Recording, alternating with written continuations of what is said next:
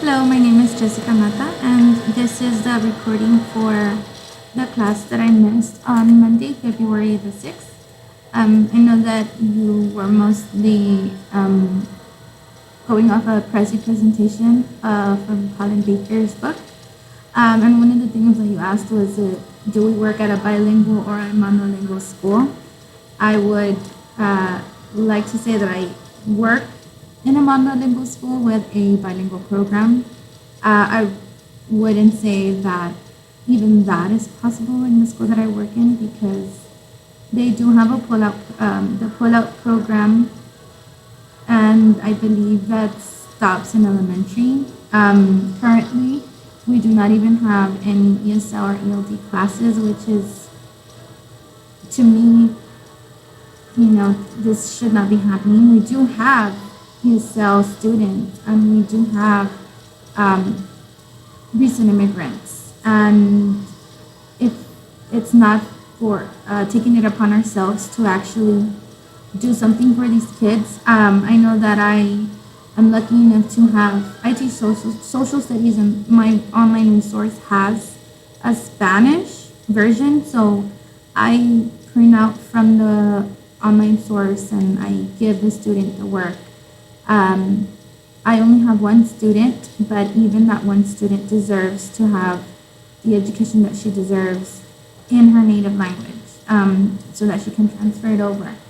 Another thing that you spoke about was language across curricula, and I do agree with your comment on that usually the elective teachers don't feel like they teach language, PE, art, band, but they do. They communicate with the students. They speak in the language.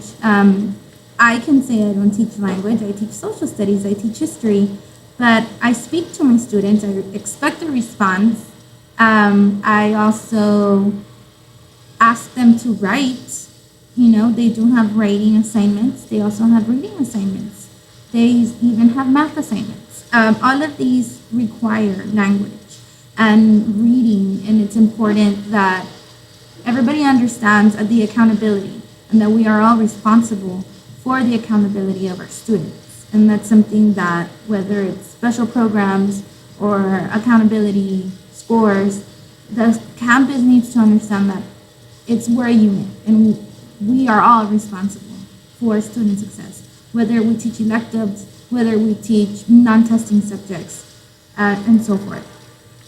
I know that you also made a comment about exiting, that's usually the goal of a school, to exit students from the program. And I like that you stated that how can you exit a student from their native language? And that's something that, as for me, and I'm sure that many other ESL students or ELLs, we are so instilled to learn English, and we forget about our native language, and we don't use it anymore. And I think that is a real problem because we lose our language. We lose who we are and where we come from. And I know it goes back to identity. And I know that we had that article about identity also being important and that it's not being recognized. And that's very true. And I feel that that's why older students, as they progress, they struggle. They're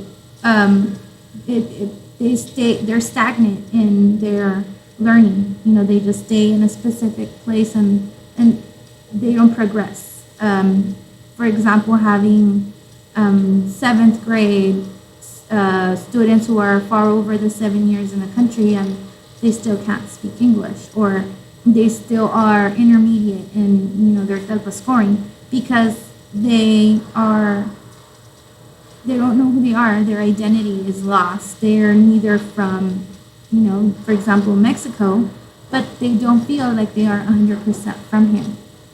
And that being is